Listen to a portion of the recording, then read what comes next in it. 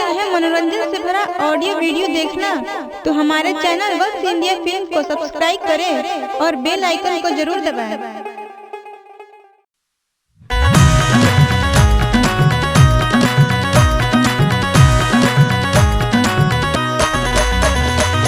वक्त India studio जीरा बस्ती बलिया 9452859898।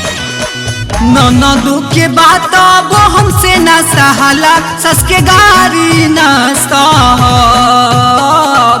ननदू के बात अब हमसे न सहाला, सस के गारी न सहब। ए राजा हो ए सैया हो जला दिया लगा हो जा, ना तो नहीं हर में रहब।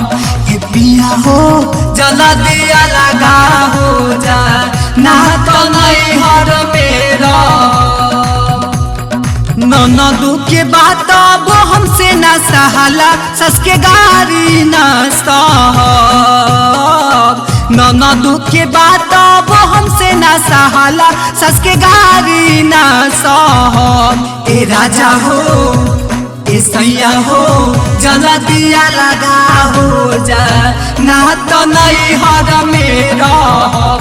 ए पिया हो जला दिया लगा हो जा, ना तो नहीं हर में रहब। तिलक दहे जहामार पापा सब दिहले, घर भर के जूठ थरिया माज के ना कहले। सैया चित्तरंजन हमर मिल गोली महग अपना भौजी से कहब। सैया चित्तरंजन हमर मिल गोली महग अपना भौजी से कहब। ए राजा हो ए देवा हो जला दिया लगा हो जा, ना तो नहीं हर में रहब। ए प्रवीण हो जला दिया लगा हो